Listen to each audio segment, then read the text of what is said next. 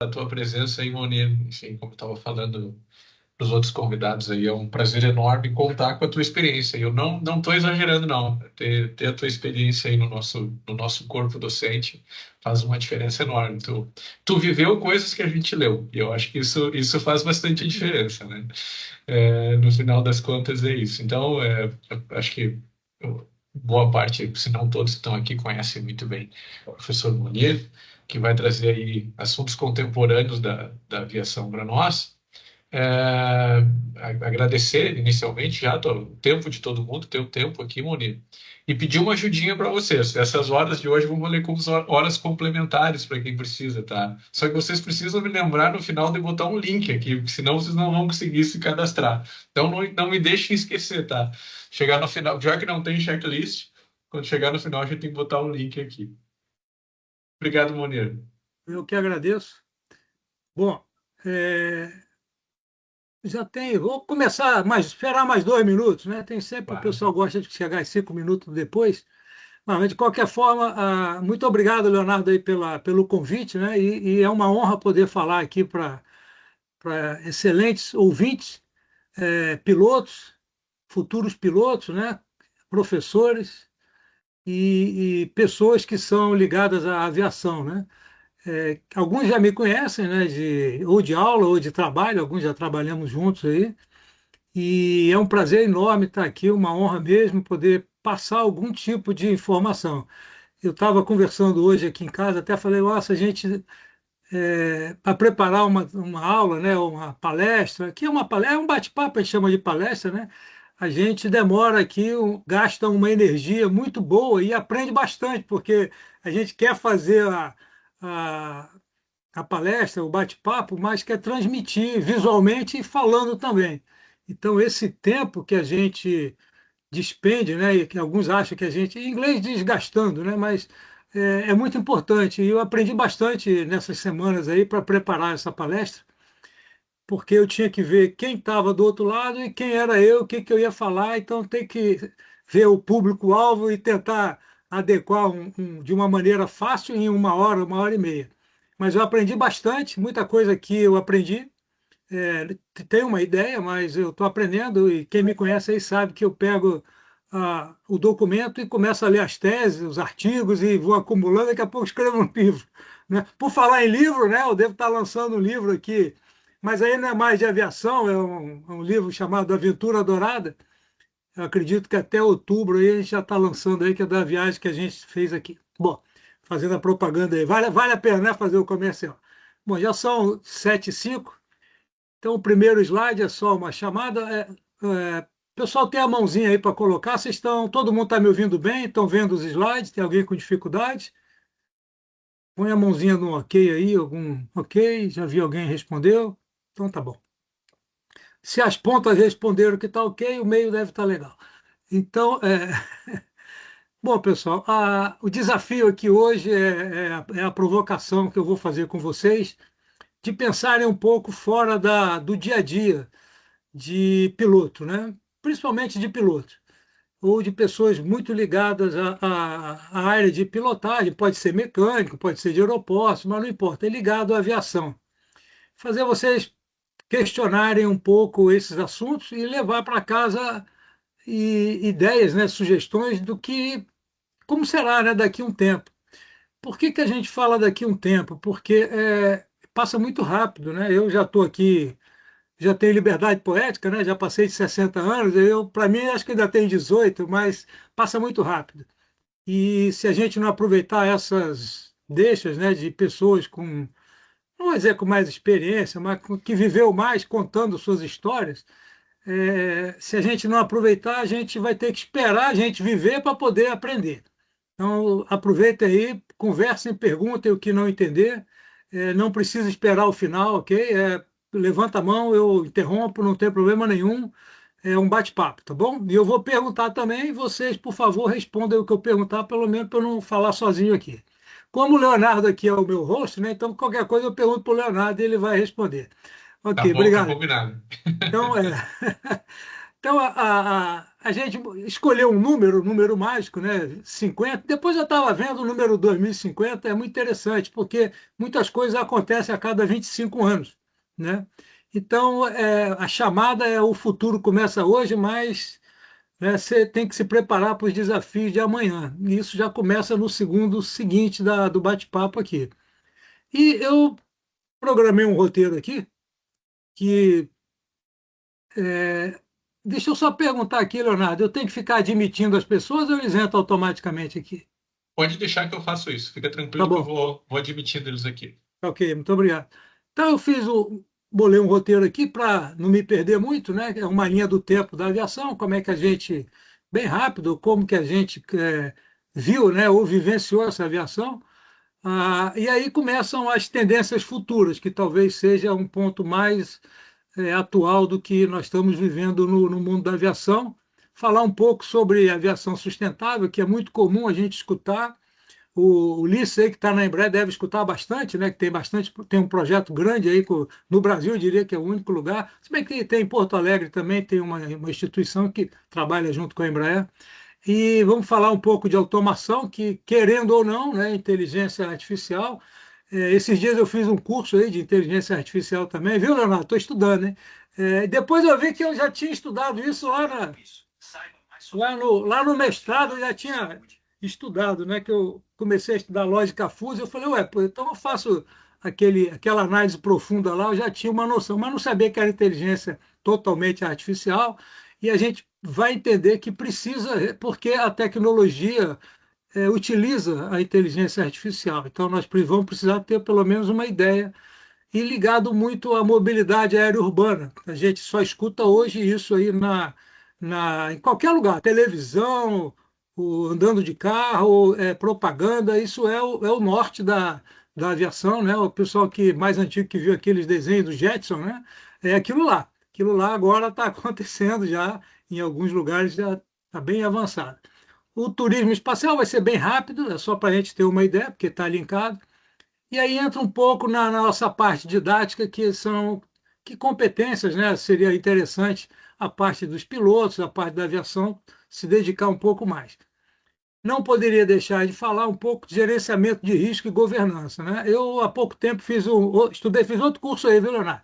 O curso aí de governança, né, pelo Board Academy, então virei é, conselheiro, e é muito importante a gente ter a parte da governança enxuta, né? E isso tem alguns pontos, isso está muito ligado ao gerenciamento do risco numa startup ou numa empresa aérea, e, querendo ou não, qualquer piloto, qualquer integrante pode fazer parte da gestão da empresa.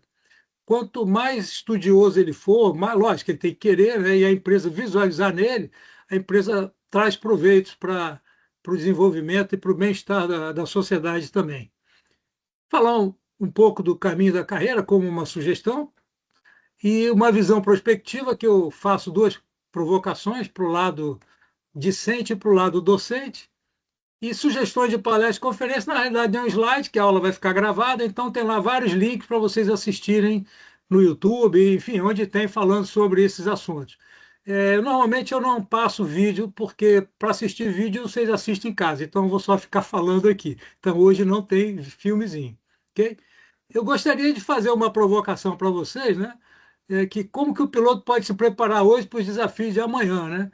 Eu não sei, pegar aqui o Natan, como é que você acha que você poderia se preparar hoje para os desafios de amanhã com o conhecimento que você tem hoje e com as atividades que você faz?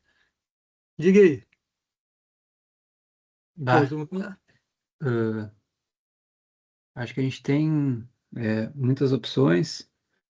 Eu acho que vai também da iniciativa de cada um de querer buscar o algo novo, o desafio também, não ficar uhum. acomodado com uma simples carteira ou um simples avião, enfim. Ok, obrigado, Natan. O pessoal que assiste a aula comigo sabe que eu bato papo. Apesar de eu não ver o rosto, eu fico vendo os nomezinhos ali, mas eu converso com vocês assim mesmo e já me conhecem, né? E aí, como o currículo, a maior parte aqui dos alunos já me conhece, eu vou fazer um resumo bem rápido, né? Eu entrei na Força Aérea em 1977, me aposentei em 2003 da Força Aérea, fui para a aviação civil, até ajudei a fundar lá, ou criar, desenvolver a Webjet, depois a empresa cargueira sideral, saí da sideral, fui para o exterior, trabalhei numa empresa aérea no Peru, fui para o México, voltei para a sideral, saí da sideral e dou aula na universidade. Essa é a minha carreira na parte da aviação. E tem a parte de ANAC, DAC, que eu também fui auditor, inspetor, checador. Então voava também na época, era Rio Sul, que vocês acho que não pegaram aí. Então tem essa parte toda de aviação. E até a parte de investigação de acidentes, que já se passa aí de 40 anos. Então, o que tiver de aviação, eu posso dizer que eu sei onde achar o que está escrito, né? E já trabalhei, eu diria que em quase todas as áreas aí do DAC, ANAC, participei da transição DAC, ANAC, trabalhei lá como consultor lá da ICAO, então, enfim, tem uma bagagem nessa área de aviação interessante, ok? Então, esse aí, como a palestra não é sobre mim, já pulei aqui e pergunto aqui para a Bruna. Tudo bem, Bruna? Está me ouvindo aí? Minha voz chega aí? Não sei se chega. Deixa eu pegar aqui outro nome aqui. Tem que pegar aqui, clicar aqui. Vamos ver aqui. O Jonathan, está me ouvindo aí? Bom, é, se a Bruna não responde, a Nicole, está aí, Nicole? Caraca, só botaram o nome, hein, Leonardo? Foi todo mundo embora, só tem eu e você aqui, o Ulisses e a Jennifer. Normalmente eles fazem isso, né? Bota o nome e vão embora. Bom, e Mas, eu pego aí no pulo, né? Porque eu chamo eles. Olha só. Onira, é muito curioso essa tua pergunta aí, porque é óbvio que a gente acaba projetando a carreira do passado, né? É, Então a gente se vê como um comandante de 45, 50 anos hoje, né? Mas a gente é, não consegue fazer essa extrapolação aí de se ver fazendo é. voo de 45 minutos na Grande Porto Alegre aqui, ou China. A pergunta é boa. O Ulisses está aí, Ulisses? Ulisses, não, desculpa, é William. É que o Ulisses está perto do nome aqui. O William está aí? Professor, a Nicole está sem microfone. Tá bom, beleza. E eu estou no computador também sem microfone. Caraca, o pessoal não compra microfone, não, é? Tem algum piloto aí que tenha microfone aí para responder essa pergunta? Não? Então vamos lá. Mas fica aí a pergunta para vocês. Como é que vocês se imaginam comandando um Widebog em 2050? Ou um V-STOL aí urbano? Eu ia perguntar para o comandante Ulisses ali, mas eu não sei se ele tem vontade de voar esse V-STOL aí. Tem, Ulisses? Ulisses Marques aí, tem? Não, não Tem não, tenho, né? não. Interessante. A gente tem contato com o pessoal da IVE, né? Isso. E estão bem empolgados com a evolução da coisa, né? Mas eu não tenho intenção, não. Até eu não tenho. Eu nunca entrei num helicóptero, para você ter uma ideia. Não sei nem como aquilo sai do chão. Então, Helicóptero não é avião, né? Helicóptero não é avião, né? é uma coisa esquisita, né? Então fica a pergunta aí para o pessoal que está conseguindo ler e pensar depois responder em casa aí. E a outra pergunta, mais para o pessoal que tem aula comigo atualmente, né? Como é que você se imagina participando da gestão de uma empresa, ou seja, trabalhando? E aí eu comento uma coisa interessante. Esses dias na aula eu perguntei se as pessoas queriam ou se sentiam como gestor ou só como piloto. Tinha uma divisão ali de piloto e gestor e tinha uma das pessoas respondeu que não, queria ser só piloto. Só que atualmente ela dá instrução. Aí eu expliquei um pouco que se ela dá instrução, ela faz parte da gestão. Então, às vezes, a gente não está acostumado com a definição, né, de administração, de gestão. Então, lembrando que se a gente quer trabalhar um pouco mais, e se aprofundar um pouco, estudar um pouco mais, você acaba trabalhando numa gestão sem saber que está trabalhando. Então, é muito bom a gente conhecer um pouco do que envolve uma gestão e uma governança, ok? Então, fica isso aí a coisa. Dentro da evolução dos marcos, né, da civil, é, a gente acha que, eu coloquei aqui que em 1930 começou o DC-3. Por acaso eu voei esse avião, mas não foi em 1930, foi em 82. Eu voei o último ano dele na Força Aérea Brasileira, eu voei esse avião. Aliás, vale a pena voar. Um avião muito bom. E ele foi um ícone, né? Porque ele suportava tudo, operou na guerra. Então começou a aviação, vamos dizer assim, um pouquinho maior aí. Aí veio o 07, né, da década dos 50, que veio popularizando a era do jato, né? E depois aí vem o Airbus, que trouxe aí já a digitalização, o Glass Cockpit já tem uma modernidade que aparece aí. E o 87, né, já faz os 2000, com eficiência, material composto, conectividade. Essa parte de material composto até me estimulou um pouco a fazer iniciar, né, um doutorado, que eu não terminei, para fazer as investigações, como é que ia ser no caso de um acidente, como é que se comportaria, quem rompe primeiro, né? Se é a estrutura metálica ou a outra, né? Que não é metálica. Então, o 87. E aí, um pouco mais para frente, numa visão futurista em 2050, já é um conceito que hoje já se consegue fazer uma predição, né? Que é um conceito de aeronave sustentável, devido a várias imposições de meio ambiente, imposições sociais, que tem regras que a IATA também participa, né? Até 2050, a redução de contaminação de CO2, tudo isso, e para isso precisa modificar do que tem hoje de aviação na parte de consumo. Então, o 2050 hoje é um marco que a gente precisa pensar como vai acontecer.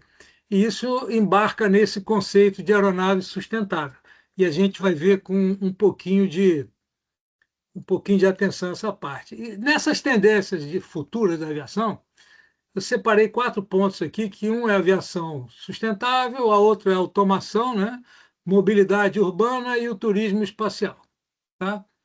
Dentro da aviação sustentável tem o tal do SAF, que é a parte do combustível que você utiliza, e aí muitos falam só de material composto, mas tem a parte elétrica, né, que bem ou mal pode manter a sustentabilidade. E a aviação com inteligência, o famoso Big Data, estão revolucionando manutenção, despacho, segurança de voo. Isso é uma realidade hoje e é como um ar-condicionado do carro. Você compra um carro com ar-condicionado, não consegue comprar outro sem ar-condicionado. Vai ficar aí, isso veio para ficar.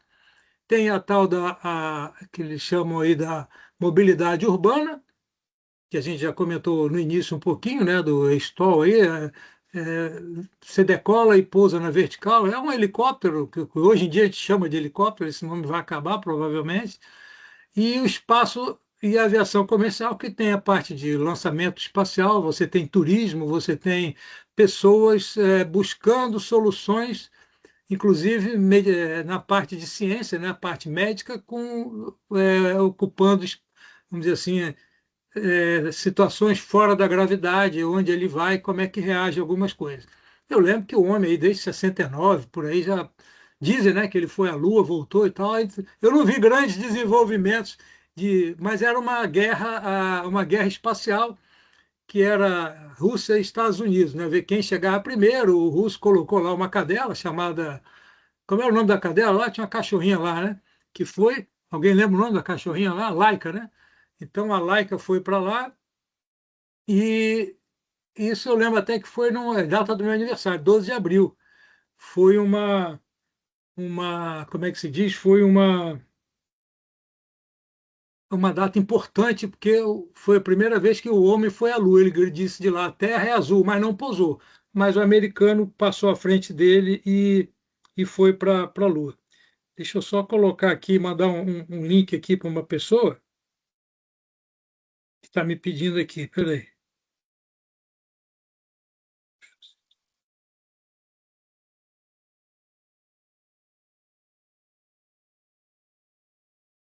E então tem toda essa parte do espaço aí que é importante também. É uma competição, né? O carro ele desenvolve, por exemplo, um freio a disco, aí depois o avião vem com freio a disco. Aí tem carbono, depois vem um avião. Então o carro também estimula, assim como o espaço, né, sideral estimula também a nossa aviação não sideral. E aí voltando lá para o primeiro item da sustentabilidade, eu queria conversar um pouco sobre o que é SAF, né? A SAF, na realidade, a gente vai ver o nome todo completo ali, né? É um combustível de aviação alternativo ao querosene fóssil. Ou seja, existem, desde que eu me conheço como criança, aí, todo mundo diz que o petróleo vai acabar. Vai acabar, que é questão de tempo e tal, mas está aí até hoje. E não descobriram, não estimulam ou não se estimulava muito o uso de um outro tipo de combustível. Hoje você tem uma preocupação com o meio ambiente, que ele contamina, né? A queima do querosene, a gasolina, queima após a queima contamina, ele chama de contaminação, que é a poluição. E aí se busca água, elétrico, gás, se busca um monte de alternativas, né, para você voar, andar de carro, fazer comida, enfim. Não tem mais lareira, você não queima mais lenha, a lareira é elétrica, ou então fica só aquela imagem fingindo que é lareira, se aquece de outra maneira e não tem lareira mais porque não queima mais lenha. Então, o combustível de querosene fóssil ele se mistura a, ao querosene da aeronave e isso aí acaba sendo o SAF, tá ok? Ele é feito a partir de biomassa. Nós vamos entrar não profundamente, que não é o objetivo, mas vamos ter uma ideia. E diz aí os estudos que ele reduz em até 80% a contaminação do gás carbônico. E isso é um grande ponto. E qual seria a importância dele? Já disse ali que ele reduz em torno de 80%, então, como a aviação participa, né, contribui com 2 a 3% das emissões do CO2, ela podendo reduzir isso também reduz a contaminação, ok? A SAF, então, ela pode ser compatível com os nossos aviões, porque existe vamos dizer assim, uma composição do querosene com esse outro combustível. Com isso, você usa menos querosene. Se você encher o tanque todo de querosene, você botando menos querosene, você está consumindo menos e poluindo menos de CO2, ok? E esse uso, né, em larga escala é essencial para atingir a meta net zero que eles chamam, ok, não vamos queimar mais CO2, mas vamos ver um pouquinho mais para frente quanto tempo ainda vai demorar para chegar nessa meta aí, né? E a IATA, que é uma associação, não é um órgão, não é uma autoridade aeronáutica, mas é uma associação das empresas aéreas, né? Ela acha que, segundo ela, né, ela pode ser responsável por até 65% da redução necessária. E são estatísticas feitas através de estudos, ainda são, não vou dizer que são incipientes, mas são estudos ainda iniciais nesse sistema, ok? De aviação, de sustentabilidade. A gente chama de rotas de produção, é por onde faz a queima que vai misturar com querosene, como é que faz a sedimentação de tudo isso. Se utiliza óleos vegetais, gorduras residuais, ou seja, você começa o nome não é reciclar, você começa a reprocessar o que está sendo jogado fora e transformando ele em combustível para ser utilizado junto ao querosene da aeronave. Okay? Uns chamam de biomassa agrícola, que são restos, tem esses nomes, esses Fischer Troplovski, Alcoott Jet, isso são empresas, são lugares que fizeram todos esses estudos e estão desenvolvendo até hoje, continuam desenvolvendo. Okay? E o CO2 capturado, que é o que tem com hidrogênio, aí vai ver que o hidrogênio verde, né, ele transforma em líquido. A gente vai conversar um pouquinho mais, porque o hidrogênio é a grande salvação. Para o pessoal que vai ter a, a gravação e ver, para não ter que ouvir toda a palestra de novo, eu fiz uma transparência e tem um resuminho. Então, o Leonardo pode pedir na prova aí, e tem aí o resumo, pode colar do resumo aí a questão da prova. E atualmente, como é que funciona, né? Algumas empresas, elas já fizeram vários testes com aeronaves utilizando esse tipo de combustível, como tem a Airbus, a Boeing, né, a Virgin Atlantic, que já foram testados. Não quer dizer que esses aviões voam com isso, mas já foram testados, ou seja, voam 100% com esse tipo de combustível. Okay?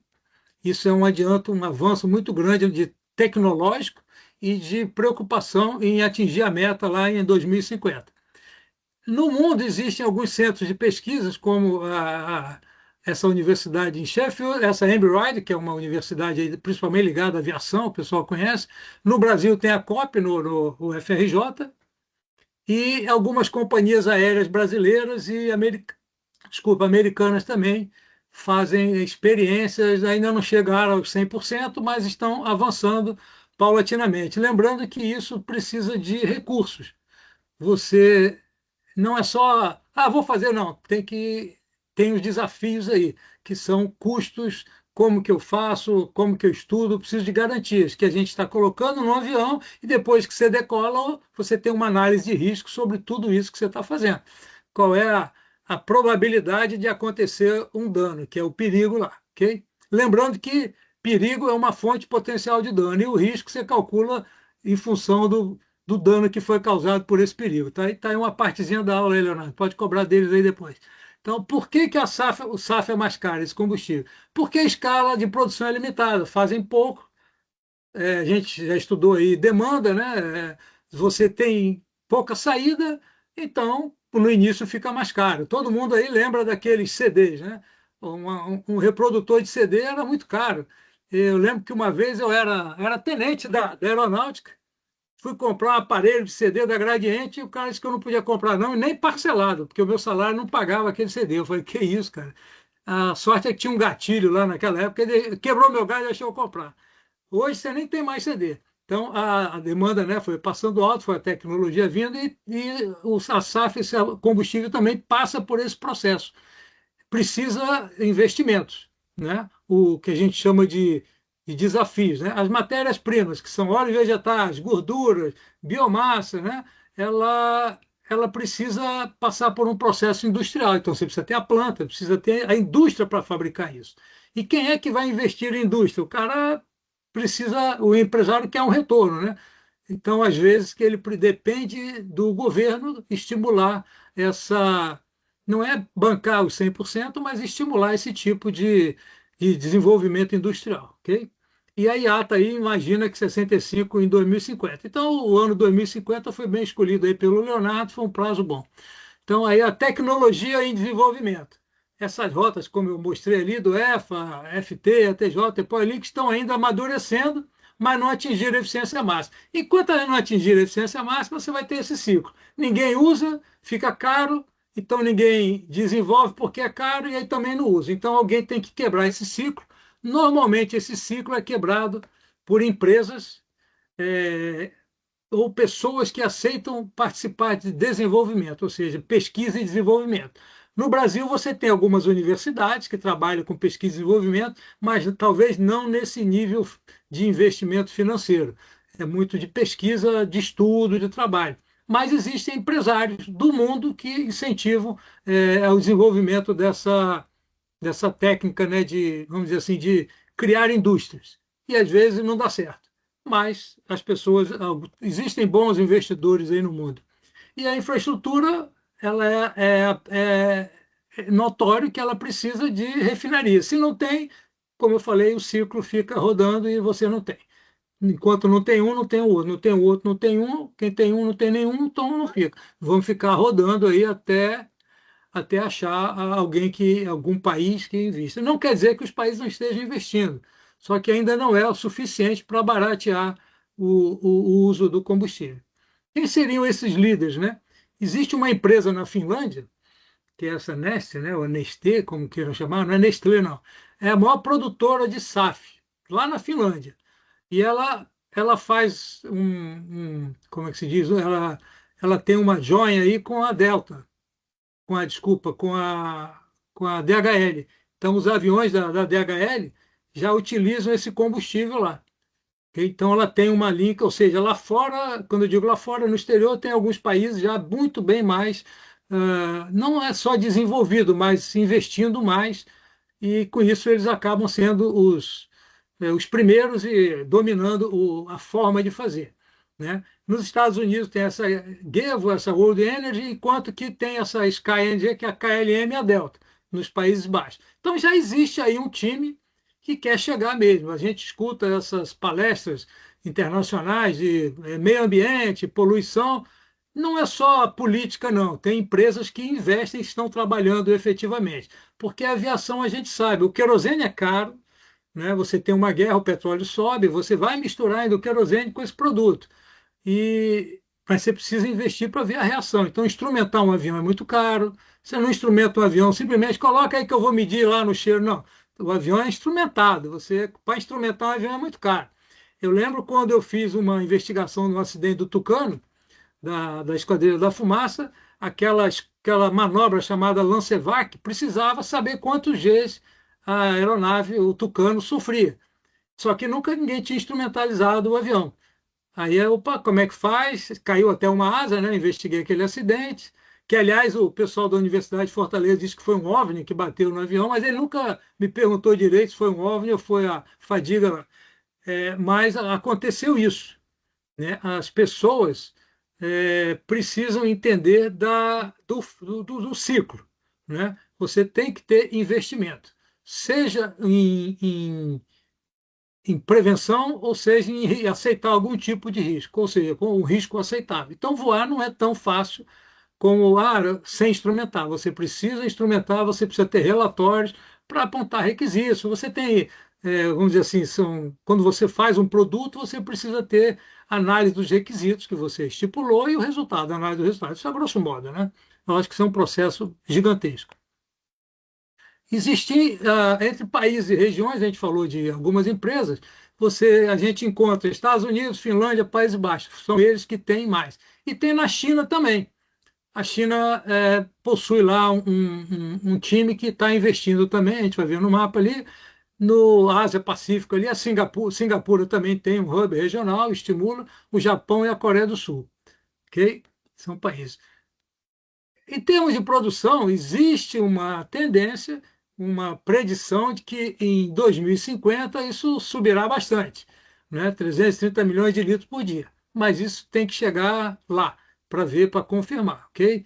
E o Reino Unido, a União Europeia, que é a grande, vamos dizer assim, a que participa maior, né, colaboradora, eles imaginam que criando novas políticas, estimulando a produção, isso vai realmente se efetivar.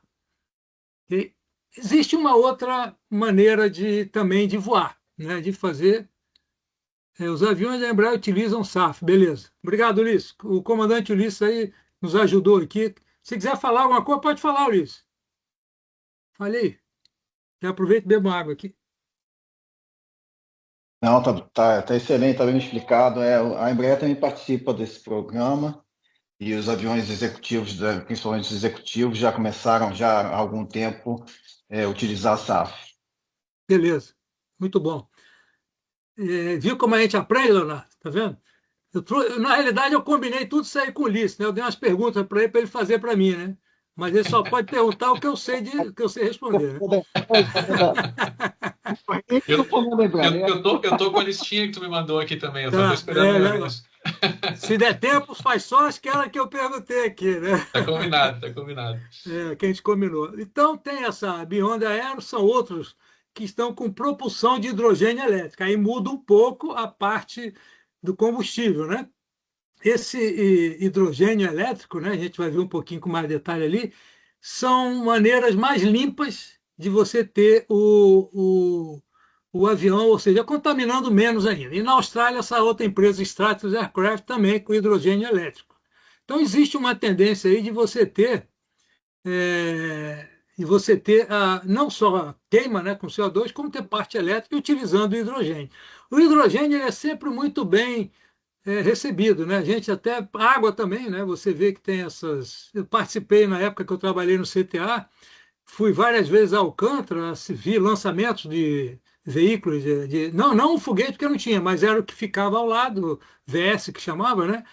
E você sabe que muita coisa ali é água, né? Então você tem líquido, tem combustível sólido, polui menos. O Equador, a gente vai falar um pouquinho mais para frente também, a posição de Alcântara também é favorável para isso. E esse hidrogênio elétrico, ele funciona transformando hidrogênio em eletricidade. Então é fantástico isso, porque ele é uma transformação e isso precisa ter controle, precisa estar muito bem instrumentado por conta de ver as reações disso, né? Então, essa é uma solução limpa e silenciosa. Isso já é realidade e já existe isso no mercado, ok? Então, a gente que vai virar piloto aí, o que a gente quer voar, né? E a gente que dá aula, a gente que é da faculdade, a gente vai ensinar isso? vai fazer parte do nosso currículo? Ou onde é que a gente pode participar para poder explicar isso para os nossos alunos, né? Já comecei a provocação lá da frente, viu, Leonardo? Então, dentro desses programas tem essa outra aí, que é essa Hydrogen Council, que é um global, né, que junta várias empresas. Hoje ele tem a Shell, tem a Toyota, tem a Airbus, que já está usando essa situação de hidrogênio elétrico para formando como é que eu vou dizer, uma transição energética. E acreditem, isso veio para ficar, não volta mais, ok? Existe alguma coisa na aviação que é assim, mas se cair um avião porque estava usando aquilo, o nego para. Não, não para, porque isso são passos dados com técnicas, com instrumentação, tudo analisado, não, não é assim, decola aí para ver como é que é. Eu digo assim, às vezes a pessoa, como é que você aprende a voar Ipanema que só tem um assento? Algum piloto aí já voou Ipanema? Só cabe um ali. Como é que você voa? Você decola, puxa para cima e depois se vira para pousar, porque ninguém vai te ensinar a pousar ali. Você não vai ficar do lado de ninguém, né? Então Eu, não é o eu, Ipanema. eu aprendi a voar lá na Aeroagrícola Santos Dumont, não sei se alguém conhece lá. Aí tu É. vai para 140, vai para 170, apanha pra caramba e um dia o instrutor reza e te bota no Ipanema. Essa é a lógica. E ele fica torcendo para você pousar e não bater o nariz na hora que frear, né? Não bater a hélice no chão, né? Então, eu acho que o Paulistinha também é difícil de pousar, assim. Todo mundo tem biquília. O C-47 tinha esse problema, ele tinha a triquilha, né, atrás que chamava. Então, não é assim. Então, essa parte é uma parte muito bem trabalhada. São estudos, laboratórios, pessoas, tecnologias, né? Muita gente trabalhando, empresas grandes, né, que trabalham com isso. E aí essa aliança global aí que tem, né, reúne mais de 150 empresas. Imaginem no mundo você ter 150 empresas dedicadas a esse estudo. Então, eu imagino o gestor desse projeto aí como é que é, né? Deve ser um cara muito bom, deve ter vários gestores distribuídos, mais de 150 empresas para acelerar isso.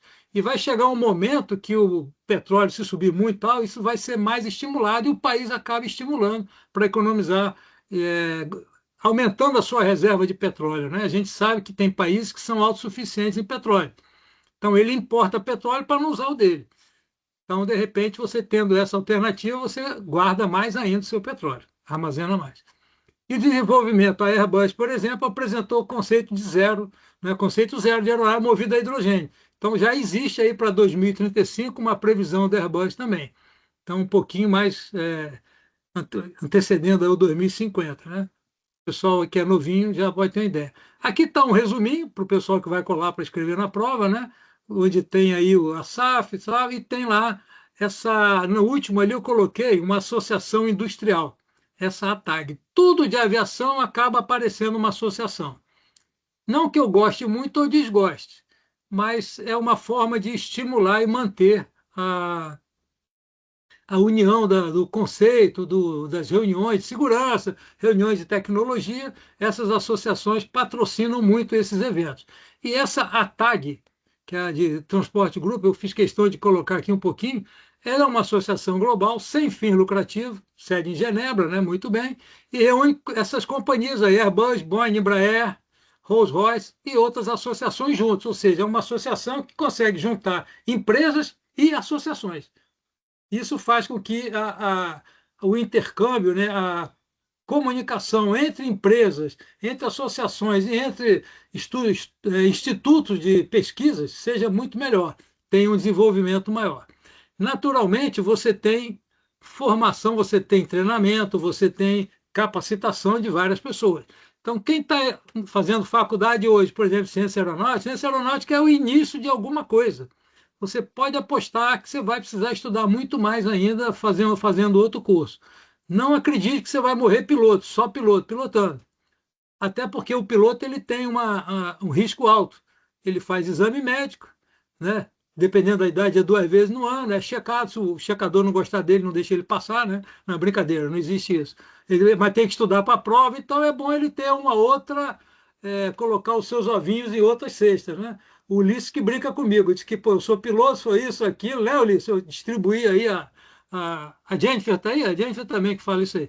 Mas é isso, você não pode ser só uma coisa, né? Você use a relação, o conhecimento que você tem num assunto relacionado e expanda os seus, vamos dizer assim, o seu leque, né? Amplia o seu horizonte. E essa tag, né, ela trabalha com plataforma colaborativa, ou seja, você pode. O Leonardo quer falar alguma coisa? Diga aí.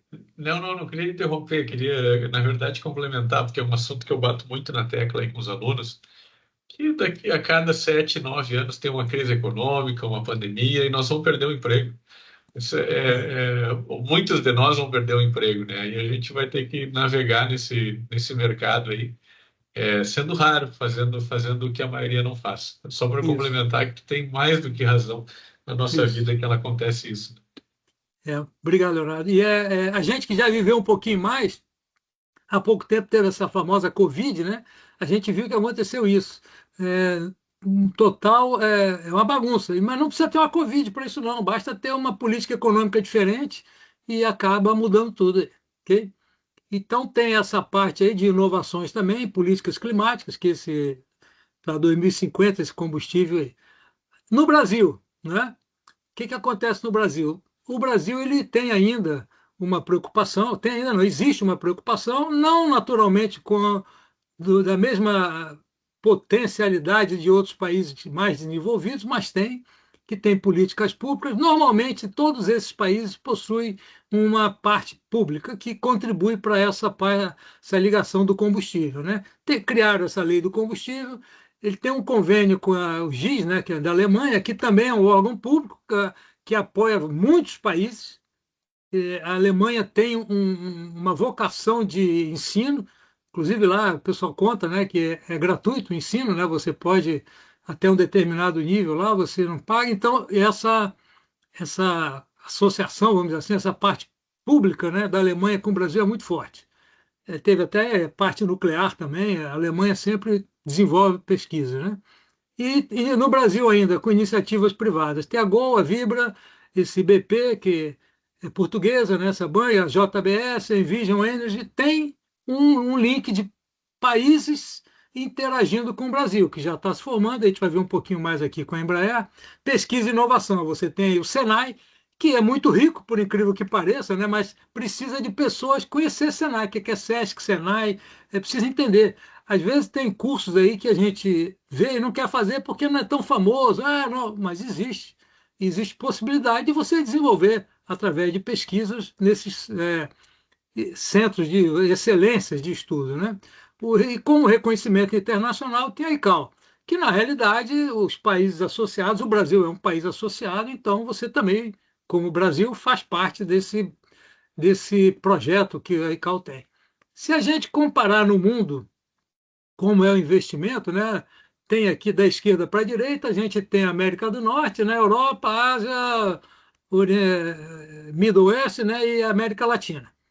Eles estimam que em 2030 vai ter um crescimento aí, esse CAGR, de 65,5%, que é muito acima da maioria dos setores de energia e aviação. Ou seja, em 2030, isso vai estourar como uma força muito grande, porque é onde eles imaginam que já vai estar com muita operação e desenvolvendo produtos novos e trazendo, vamos dizer assim, income, trazendo ingresso para os países, principalmente os países que investiram em desenvolvimento, em pesquisa e desenvolvimento. Okay? Então, 2030 deverá ser o boom aí. Se alguém tiver ação para comprar aí, segura para até 2030, compra que vai ganhar dinheiro aí. Em empresas que trabalham com esse sustentável combustível. Agora tem uma notícia nova aqui, eu vi no LinkedIn, essa imagem eu tirei do LinkedIn, que diz que o maior avião totalmente elétrico já construído, né, está prestes a decolar e pode mudar o futuro das viagens aéreas para sempre. Aí quando você vê uma notícia dessa, você acha que já está voando, né? É que ele já está operando por aí, você foi pego de surpresa, né? Deve ter feito umas 1000 viagens, né? Então, na realidade, ele tem uma operação mais silenciosa, ele reduz a emissão de CO2, né, porque ele é elétrico. O modelo final, que chamam de ES-30, o 30 talvez seja por conta do número de passageiros que ele leva 30 pessoas, será um avião regional, pelo tamanho, né? E ele não está sendo feito em Pittsburgh, mas ele vai ser operado lá inicialmente em Nova York. Ele está sendo fabricado, acho que é na Suécia agora. Agora, tem um outro detalhe mais a fundo dele, que é na Suécia, né, o fabricante. Ele, ele não é só elétrico. Não sei quem voou planador, tinha o motoplanador, né? Você tinha um planador e tinha um motor ali na frente, né? Eu nunca tive o prazer de voar um motoplanador, eu sempre sofri, só voei planador, ficava com medo de pousar fora da pista, mas quem tinha motoplanador dava a partida e voava. Então esse também, ele é, vou chamar de híbrido, né? Ele é elétrico e tem motor, tem motor a combustão, né? Motor a querosene, tem dois turbo-hélices lá. Quais são os desafios deles, né? Você tem ali uma autonomia limitada, como todo elétrico, né, e combustível. O avião, é assim, é um avião regional. Então não adianta querer que ele fique voando como fazia as nossas linhas regionais no passado. Você saía, eu posso falar da empresa que era verdade, a TAM, ela saía de São Paulo, pousava em São José dos Campos e ia para Salvador ou para Fortaleza. Então ela usava um aeroporto no meio do caminho regional e fazia voo de linha regular. Não é para isso. Esse é um avião tipicamente regional para distâncias pequenas. O desafio dele é dessa autonomia, o tempo de recarga. Ninguém sabe ainda, né? Precisa ser compatível. Quando se escreve, né, que precisa ser compatível, significa que ainda não está totalmente testado. E realmente é uma dificuldade, é o risco, né, os problemas de uma recarga elétrica precisa ser muito bem avaliado, principalmente para o avião. O Marco Abreu entrou aí, Marco. Se estiver me ouvindo aí, um abraço aí. Obrigado por ter vindo aí. Depois eu mando aí ó, a cervejinha. O pessoal vem aqui, eu dou a cerveja à escola depois lá. Obrigado pela Brahma, né? Pela escola que eu tomei aqui. Necessidade. Ah, ele está vendo lá. Obrigado. Necessidade de infraestrutura, né? De solo, ou seja, os aeroportos também precisam ter infraestrutura para receber esse avião. Lembra quando tinha aquele maior avião do mundo, com a envergadura imensa? Ele só pousava em um ou outro aeroporto. Ele veio depois até para o Rio de Janeiro aqui, mas ficava quase em cima da grama. Quando passava lá perto da base aérea do Galeão, tinha que tirar os aviões do pátio, senão ele batia com a ponta da asa. Então, nem todos os aeroportos são capazes de receber esses tipos de aeronave. Então, existe aí uma, quem tem carro elétrico aí, né? Levanta a mão. Quem tem carro elétrico, que é só elétrico, deve saber da dificuldade de sair próximo da cidade. Quer fazer uma viagem, tem que ficar vendo onde tem, onde não tem, e torcer para quando chegar lá não ter ninguém recarregando e está funcionando, não está em pane. Então ainda é incipiente essa parte, entra como desafio para essa parte de aviação elétrica, né? O, o que existe no mundo hoje, né, totalmente elétrico, eu peguei como exemplo aqui esse israelense para 9 pessoas.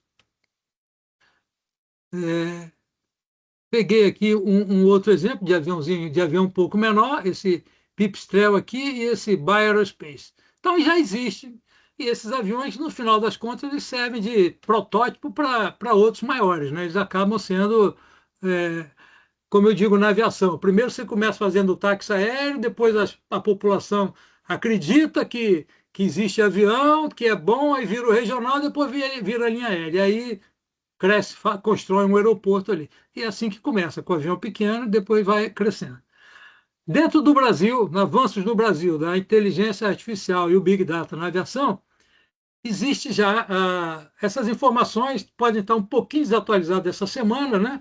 Mas existe a Latam, que utiliza drones, né, equipados com inteligência artificial, para identificar problemas ou verificar a inspeção externa da aeronave. Até para a área de AVSEC é muito bom, desde que o aeroporto esteja de acordo, né? Esse método tornou aí 12 vezes mais rápido o processo. Não quer dizer que reduz o número de pessoas, mas você aumenta a precisão, você aumenta assim, chegar mais próximo do seu resultado. Você consegue fazer uma predição do que você quer. Né? Operações no solo, em Guarulhos, né, com câmeras, o aeroporto também utiliza, né, você pode ter uma eficiência operacional próxima do ideal e a segurança também. Não quer dizer que não tenha problema, você também tem autonomia, tem vento, né, tem chuva, tem várias condições que dificultam essa operação, mas ela é uma realidade, ok? Ela existe. Dentro desse mesmo aspecto, né, você tem aí a Azul também, que utiliza aí do eSafer, né, ela utiliza para digitar operações no solo. Então, hoje em dia você tem outra empresa que eu trabalhava, eu utilizava, no final das contas, o BI. Eu pegava tudo como sistema, né, de segurança operacional, eu tinha a empresa toda numa tela. Desde a rotação de pessoal, contratação, dispensa, pane, se deu pane, como é que consertou, a falha que deu, a gente conseguia reduzir, mitigar os riscos com tudo isso. E a inteligência artificial é exatamente isso aqui. Ela consegue aprimorar o seu trabalho, fazendo com que você mitigue o risco. Então, tudo isso que a gente está trabalhando aqui visa reduzir o risco. Se você falar de aviação, pode ser qualquer assunto, é sempre o risco que está em foco. Como eu mitigo o risco? Não se faz nada aqui só para ganhar dinheiro. Faz primeiro para mitigar o risco, se ele baixar o risco, ele ganha mais dinheiro. Okay?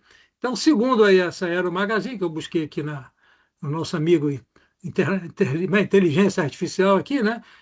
Esse machine learning, que hoje você estuda esses agentes, né, de inteligência artificial, tem vários nomes agora, vem do maior para o menorzinho, tá, pode pegar o apelido que quiser, mas já existem estudos que você faz cursos. E cursos, diria para você, gratuitos. Você faz pela Amazon, curso gratuito, faz pela PUC do Rio Grande do Sul, curso gratuito, faz pela Getúlio Vargas, curso gratuito. A Getúlio só não dá o diploma, o certificado, mas faz. Tem vários lugares que você faz curso gratuito para entender que é isso. E não é nada do outro mundo. São simplesmente pessoas que desenvolveram ou uma linguagem ou uma forma de trabalhar, que eu falava que era redes neurais. Como que você faz? E a gente fazia isso no dia a dia. A gente, na aviação, a gente fazia. Como é que faz isso aqui e tal. Só que hoje você tem uma velocidade para dar o resultado mais rápido e poder ter um prognóstico mais próximo do que você quer. Esses processos, né, de segurança que são automatizados, eles são baseados também em pesquisa. Você tem vários pesquisadores que chegam a um resultado e nem sabe como usar aquele resultado, e você pega pessoas, empresas que utilizam aqueles estudos e adaptam. Por exemplo, se o Marco estiver aí me ouvindo, ele usou muito aí no tráfego aéreo. Ele é o cão chupando manga aí no tráfego aéreo, né? Tá aí, Abreu, tá por aí? Depois eu vou te chamar um dia para bater papo lá. Você utiliza isso, pouso, decolagem, distribuição de aeronave em aeroportos, como é que você faz? E o Brasil exporta isso para o mundo. Né? Ele foi lá para o Peru, foi lá, vendeu esse produto lá. Ou seja, isso no final. Está ouvindo aí? Positivo, positivo. É isso mesmo. É isso Os mesmo. Quer modelos falar? das modelagens são Isso. realizadas nesse nível, né? E aplicamos também na prática. Aplicamos alguns modelos em aeroportos e é pesquisa e a pesquisa aplicada, né? Não adianta só ficar só na pesquisa, né? Então, a gente tem que identificar as necessidades operacionais. Só um minutinho, Munir, deixa eu botar o fone aqui para ficar sem Bota ruído. lá. Nós estamos aqui tendo a oportunidade de ter um testemunho aqui, cara. É sensacional. Obrigado, Abreu. Continue aí.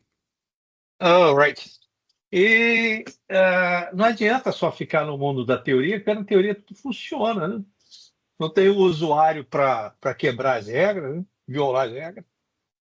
Então, é um assunto muito importante, mas uma coisa que a gente tem que sempre fazer, o pesquisador, né, a gente que é de campo, de aplicação, é sempre entender a dificuldade do usuário. Onde tá o problema da operação, né?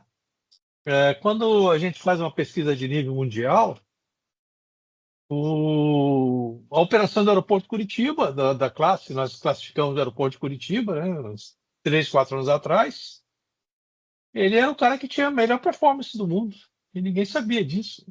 Que coisa, hein? E nós apresentamos esse estudo na ICAO, né? E o tipo da operação, todos os processos, tudo mapeado, os funcionários motivados, a administração entendendo o que tinha que acontecer, a integração com as empresas aéreas, né? Principalmente as empresas aéreas. Toda essa parte de operação, né? Ela se encaixou com um indicador melhor do que os aeroportos de médio e pequeno porte, né? Na Europa, Estados Unidos. Produtividade de Curitiba, assim, exemplar, né? E nós não sabíamos disso. Por quê? Graças à pesquisa aplicada, né? Mercado, saímos daquele mundo da teoria, fomos elogiados na ICAO, né? Saímos daquele mundo da teoria, que deveria ser, né? E que, na verdade, nós colocamos para funcionar alguns modelos e pode ser adaptados para outros tipos de operação em outros aeroportos e assim por diante. Beleza. Tá Ô, bom? Leonardo, obrigado, Abreu. Ó, eu acho que vale a pena convidar aí o Abreu aí um dia para bater um papo aí, umas 10 horas mais ou menos, que ele fala para caramba, deixar umas 10 horas, conhecimento não falta, né? Sobre tráfego aéreo, sobre essa implementação aí, vale a pena a gente ouvir. Fica aí, Abreu, já, o Leonardo vai te convidar aí. Eu acho que Abreu, sim. Abreu, assim, ó, agora, final de setembro, a gente vai ter uma palestra. Já vou fazer um spoiler aqui. Um amigo meu da Inglaterra vai falar um pouquinho sobre conversão de licença para o CAA UK e para a EASA. Então, acho que é um assunto que interessa muitos pilotos brasileiros também. A gente vai abrir para o público externo. Então, o finalzinho de setembro vai ser essa sobre conversão de licença. E a próxima é tu, então, tá, Abreu? Já vou pegar teu contato aqui e a gente bota a data, ok? Beleza, que bom. Eu vou prometer que eu vou estudar com muito carinho essa tua proposta. É Tá sério? bom? Falando sério. Pode deixar. É que Valeu. realmente a gente está na corrida agora de final de ano, né? Mas nós vamos dar um jeito, tá bom? A gente vai É um Vai sim, coordenando vai. aí. Não, ele vai. Ele vai sim, ele vai. Ele é botafoguense que nem eu, ele vai fazer sim. O botafoguense não nega fogo, não. Então, dentro dessas, né, a gente chama hoje de IA generativa, as pessoas começaram a dar nomes bonitos, né? Até porque vende o produto, né? Então, precisa rotular, porque senão as pessoas não sabem o que está falando. Diz assim, aquele negócio lá que vê aquela outra coisa, aí dá aquele resultado que eu não sei o nome. Então, existe rótulo para tudo, né? Você tem essas inovações em IA generativa, que são, no final das contas, você está trabalhando no redes neurais, como é que um conversa com o outro, como é que você chega lá. E existe aí na Azul, né, com empresas, né, fazendo joint venture com a Accenture e Microsoft. Elas são experts nisso, um desenvolve mais um lado, outro desenvolve mais o outro. E o que é interessante no mundo, né? Os países, eles são vistos por duas coisas importantes, a energia elétrica e ao número de patentes. O Brasil ainda é muito, o número de patentes, né, pedido de patentes ainda é muito baixo, ainda é muito reduzido. Eu não sei aí se alguém já fez. Eu tenho 2 pedidos de patente, já considero fora da média já, né, acima da média. Então é muito difícil a gente pedir, porque primeiro que era burocrático, era trabalhoso, não é nem o custo não, é porque é trabalhoso. Você fazer ir lá no Rio, levar, tinha que levar, fazer mar, voltar, enfim, dá um trabalho danado. Mas o desenvolvimento exige isso, exige patentes. Assim como os professores fazem artigos, né? Artigos científicos e tal, desenvolve, a patente é um dos indicadores que se verifica o desenvolvimento do país. E a Embraer, viu, Ulisses? Não sei se o Ulisses está aí ainda. A Embraer aparece como a única empresa relevante, como uma empresa relevante, né, com 16 patentes relacionadas a esse assunto. Ou seja, a Embraer já está se protegendo. Quando ela faz a patente, ela está se protegendo, né? Protegendo o produto que ela que está desenvolvendo. É isso aí, Ulisses. Então, para quem for estudar para a prova, está aí o resumo do que a gente falou nesse slide aí. Okay? Agora, aumentar um assunto um pouquinho mais interessante, que é a mobilidade aérea urbana, né? Que o AM é porque está em inglês aí. Então, ela já representa uma transformação. Por que já é? Porque existe investimento, já existe capital sendo investido para desenvolver essa mobilidade aérea, ou seja, não só no Brasil, no mundo inteiro. A gente vai ver uma distribuição aqui. É, esse investimento, né, não é um investimento baixo, é um investimento alto, muito alto, não só de tempo, investimento de tempo. Se você pegar a ANAC, por exemplo, ela tem lá reuniões já falando sobre esse assunto desde 2013, reuniões internacionais, participando em outros países, tudo. Tem até um slide que eu vou mostrar aqui. Então, as pessoas investem tempo é o dinheiro, funcionário, tecnologia, desenvolve, capacita e também faz o projeto, desenvolve o projeto. Agora, igual ao avião, é interessante. Você tem um avião, por exemplo, você tem milhões de fornecedores, é milhões mesmo. sendo que algumas partes maiores são 10 partes. Ah, isso aqui vem a asa do MD não sei das quantas, é da França, a fuselagem é de outro país, os aviões que são da Rhône, o outro é não sei de quem. Então, é uma globalização. E isso é caro, não é barato, porque você tem que manter todas essas empresas, esse parque industrial internacional ativo trabalhando, porque um equipamento, seja ele uma estrutura ou um equipamento, ele precisa ser mantido funcionando e com garantias de que vai funcionar. Porque em aviação você tem que ter a garantia de que está operativo. Você tem o documento, tem a certificação, os requisitos e as melhorias. Então, e gente atualizando a manutenção. Então, é muito caro. Então, um investimento que já foi feito já é caro. Então, esse investimento, e não, ninguém investe assim para morrer uma hora depois. Então, esse investimento ele está sendo bem paulatino, né? Bem, não é às pressas, mas é um investimento muito alto. E baseado em quê, né? Essa mobilidade urbana?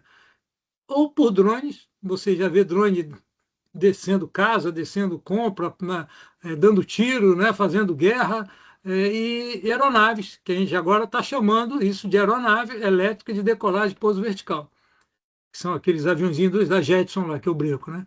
Já é uma realidade, tá? Então ele promete integrar, como diz aqui, né, o céu e o transporte urbano. Não é porque ninguém quer pegar trânsito somente, não. É porque é mais rápido. A pessoa ela quer se deslocar no menor tempo possível. O piloto é um cara engraçado. Ele é doido para voar, né? Ele fez o curso, entrou no aeroclube e tal, daqui foi voar. Aí quando ele decola, ele é doido para pousar. Ele fica com pressa para pousar. Ele não consegue, ele tem ansiedade. Ele tem ansiedade para decolar e para pousar. Se você ficar um mês, um piloto, sem voar, de férias, ele tem que voltar a fazer uma readaptação. Aí ele fica querendo fazer logo. Aí quando ele entra, ele já quer pousar logo. Eu falei, cara, você está um mês sem voar, cara, faz a curva direitinho ali, faz o procedimento lá. Mas é normal as pessoas utilizarem o meio aéreo para gastar menos tempo indo de A para B. Se ele pudesse, ele entrava numa máquina de fax e saía do outro lado, né? Então, essa mobilidade aérea, ela cria ansiedade e também resolve o problema de ansiedade ao mesmo tempo, ok?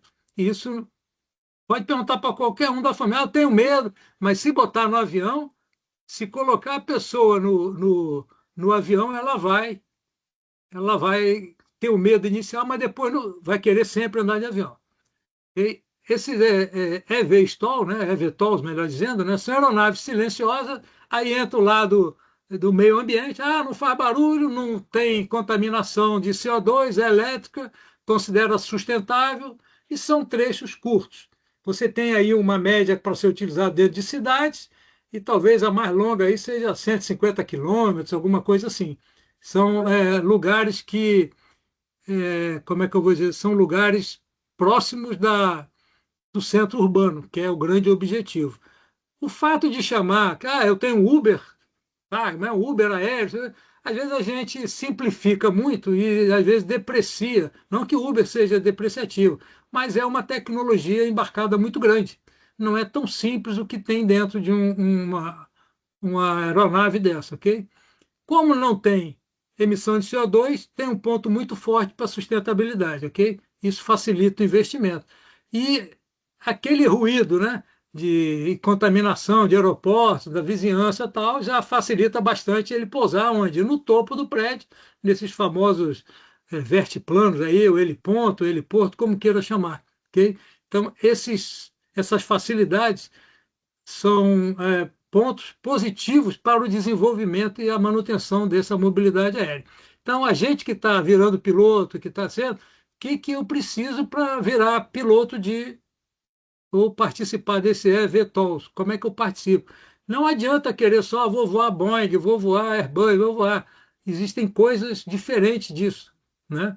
Tem outra luz no túnel aí, né? E o investimento dela aí, dessas startups, né? A grande dificuldade da startup é ela começar certinha, né? Eu, como conselheiro de startup, não, vamos começar certinho, porque no dia que você for sofrer uma auditoria do IOS, já tá certo, você já cresce certo com o risco aceitável. São ajuda governamental, você sempre vai acabar tendo, porque você ajuda o país na parte da contaminação. Eu botei alguns pontos em alguns mapas, então você tem aqui na Europa, tem 1, 2, 3, 4, 5, distribuídos entre aviônicos, cockpits, que estimulam essa fabricação, ok? Dentro dos Estados Unidos você tem um pouco mais, é um país maior, mais rico talvez, né? Você já tem uns 7 lugares aí que estão trabalhando nessa área. Já na Ásia você tem aqui embaixo, né, na China tem 4 pontos ali, ok? E no Brasil você tem aí, né, Ulisses? É o que você tem aí, a EVE, né? Você tem lá em São José, que tá aí, tem uma joint venture ali, que a gente vai falar um pouquinho depois. O Ulisses já adiantou ali. Você tem essa em São José dos Campos, no Brasil, e tem a Safran lá em Singapura. Você tem ela, a Safran ela é espalhada no mundo, mas o forte para esse o hub dela é lá em Singapura, ok? Dentro desse panorama, no Brasil, agora a gente vai buscar um pouquinho para o Brasil, porque a gente está falando com a maior parte daqui, tirando esses pilotos internacionais aí, está falando para brasileiro aqui, né? Bom, o Leonardo também é estrangeiro, né? O Leonardo aqui acho que é europeu, mais europeu que brasileiro, né? Tem aqui empresas, né? Tem essa EVE, que é subsidiária, a gente chamou da Embraer, que lidera esse desenvolvimento. O que acontece, né? Ela começou em 2023 a primeira linha de produção e está até hoje, né? Mantendo essa ligação. Na realidade, a Embraer passou para a EVE, vamos dizer assim, desenvolver isso. Se eu estiver errado, você me corrige aí, viu, Ulisses?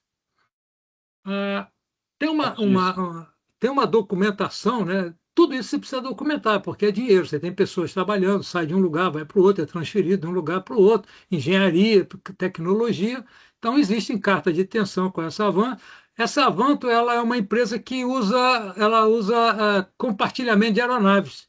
Então, veja vocês, você tem um fabricante já se associando a quem vai fazer a distribuição do seu produto, que é compartilhar a sua aeronave que vai desenvolver aqui, ok? Então ela já tem essa encomenda de 100, mas não é a EVE que faz, quem vai fazer é a Avanto que vai distribuir. Então veja como amplia o leque das coisas. Então veja a quantidade de locais, de pontos de trabalho que vai aparecer só com essa mobilidade urbana. Então você tem uma área muito grande para poder buscar emprego aqui no futuro, desde que você se dedique e mostre que conheça, né? Ou pelo menos que queira, né? E aí, o que aconteceu? A EVE firmou um acordo com essa Future Fly Global, que é uma plataforma internacional. Então, você veja, você tem uma plataforma, então você tem, a Embraer passou para essa EVE, criou a EVE, né, virou uma subsidiária, vamos dizer assim, dela. Ela contratou uma para distribuir, compartilhar e contratou a plataforma. Então, ela vai chegar lá só com a carcaça. O resto tudo vem de fora, junta tudo e transforma numa mobilidade aérea. Então, veja como isso é muito parecido com os aviões hoje. Você tem avião com peças de vários lugares do mundo. A globalização, ok? Dentro desse mesmo conceito, aí o Marco pode até me ajudar aí, o DSEA, né, ele criou esse conceito aí de CONOPS em 2024, convidando a indústria. Por quê? Porque é tráfego aéreo, né? Ele tem uma preocupação. Se um monte de espaçonaves aí pequenas no tráfego aéreo, isso vai ser uma loucura para coordenar. Imagina, um aeroporto já é complicado, você precisou, né, investir bastante para ter slot, tem aeroporto tem aeroporto que não tem. Mas até a cultura do slot já deu um trabalho imenso que é software de hora de decolagem, hora de pouso, ok? Então, o DSE também participa desse projeto, né, junto com a EVE, né, e a ANAC também, porque é o órgão, a autoridade aeronáutica do país. E aí, com essa junção toda no Brasil, você acabou envolvendo outras instituições ou empresas, como a Erisul, o Aeroporto Rio Galeão, a EDP Brasil, Sky Sport, a BAG, que é aquela associação lá, que a gente já falou, e elas operam, elas trabalham em conjunto para chegar ao resultado. Tem um gestor de projeto aí que toma conta disso tudo aí, ok? Não um gestor, né? Tem uma gestão de projeto. Dentro dessa mesma política, você identifica o quê? Um ecossistema, que é porque você tem um produto que não contamina, né? Não contamina e tem uma tecnologia embarcada nele. Você consegue fazer com que o país se desenvolva, para quê? Para manter o parque industrial, para manter tudo isso funcionando, ok? Não é tão simples assim. Agora, como é que se mede isso? Aí tudo na vida, né? Tem aquele cara lá que falou que você não mede, não serve, não sei o quê. Não tem uma teoria dessa toda aí bacana? Então, você tem que medir, tem que não sei o quê. Também tem esse Advanced Air Mobility. É um índice que é um SMG consulta que te diz como é que você está no mercado, ok? Ele te dá uma avaliação do se você está muito abaixo do que você queria ou comparado com outros.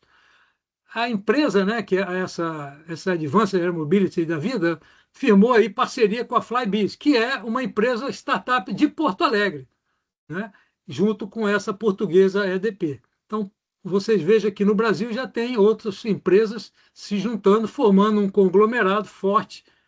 Agora, se vai vender aqui no Brasil, a gente não sabe. Normalmente, o mercado, a Embraer, ela sempre vende avião para fora. Nesse caso, você tem São Paulo, que acho que era o lugar que mais tinha helicóptero no país, no mundo, né? Você pode ser que ele consiga ter o mercado no Brasil para absorver toda essa produção da EVE aí, ok? Eu não sei se você chama EVE ou EVI, Ulisses, me diz aí, é o EVE ou EVI? EVI, né? Eles chamam de IVE. IVE, né? Não é EVE nem EVI, né? IVE, né? Então, Isso. Moni, só diga para aí. lembrar, foi o Peter Drucker, Peter, o esse indicador. cara já ouvi falar dele. É o pai da administração, né? Esse cara, né? Gente boa ele. Então, Perfeito. se Ele tudo complicou aquilo, tudo. tudo aquilo que você não controla, mas que se você não controlar, não desenvolve. Tem umas teorias dessa aí, né? Tudo que Então, não se mede, não se controla. não se controla, né? Pô, eu não posso Isso. brincar, não, que os alunos estão escutando aí, vão pensar que a gente não sabe essas coisas. Leonardo, ainda estou dentro do tempo, né?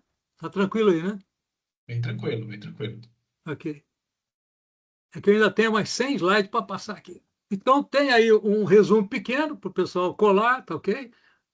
Quem quiser usar o resumo daqui. Esse é o segundo resumo para saber aonde opera tal nos países. Que bom que eu fiz esse slide de resumo para passar rápido. Então, em relação à parte espacial, a gente tem aqui um representante, né, que é uma agência do astronauta lá, do Marcos Pontes, que é representante autorizado da Virgin Galactic no Brasil, ok? Que faz pacote de turismo. Mas aqui no Brasil ainda é muito incipiente, não tem essa força toda que você vê lá, o Elon Musk, que manda gente, até porque é muito caro, né? Não é tão desenvolvido, mas existe aqui no Brasil ainda uma célula que faz isso. E aonde no Brasil contribui para esses lançamentos? O Brasil existia na Barreira do Inferno, em Natal, uma que chamava Barreira do Inferno. Lá era onde eram feitos os lançamentos. Com o advento da ciência, das pesquisas, se verificou, né, que no próximo ao Equador você economiza mais combustível devido ao círculo da velocidade linear, tal, tem uma teoria toda por aí. Então se fundou, criou-se lá o Centro de Lançamento de Alcântara, que é na cidade de Alcântara. O que, que eles fizeram no Maranhão? Eles tiraram toda a cidade, botaram a cidade igualzinha no outro lugar, as casas, toda a moradia, distância, supermercado, e criaram um centro de lançamento lá. É lá onde eu já fui, o CTA é usuário daquele centro de lançamento, né, em São José dos Campos, a gente viajava para lá e assistia esses lançamentos. Lá a gente teve um acidente, completou aí acho que 20 anos, 15 anos, aí, saiu até no LinkedIn aí. A gente foi lançar a torre lá, caiu, enfim, teve pessoal acho que foi sabotagem, enfim, não deu muito certo. Mas o americano também tentou lançar vários foguetes caíram. Isso não é nada anormal nesse meio ambiente, tá? E permite o lançamento com 30. Então, na barreira, ou melhor, no centro de lançamento de Alcântara é onde é utilizado. Existia uma outra, que era essa Virgin Orbit Brasil, que tinha um avião, né, um 707, chamava Cosmic Girl, que era uma música lá, e deram esse nome, mas em 2023 ele não resistiu à falta de investimento e tal, acabou falindo, tá bom? Então, essa área ela é muito incipiente ainda. Mas existe uma lei geral de atividade espacial, e no Brasil, vocês devem lembrar, teve a Infraero, depois criou-se uma nave, né, que chama Nave Brasil. Essa alada ela é subordinada, é uma área dessa Nave Brasil, que também tem um foco, uma parte dela pesquisa também, ou investe também nessa regulação espacial. Okay? Então, esse é para a gente se situar aí no Brasil. Falando um pouco, né, do nosso potencial, né, a gente precisa entender que, como piloto, não só conhecer parte de sustentabilidade de combustível, espaço, a gente precisa entender que nós vamos ter que modificar, visualizar habilidades, né, para a formação nossa como piloto, para voo suborbital, se for o caso, se você quiser fazer voos espaciais, né, e novas carreiras.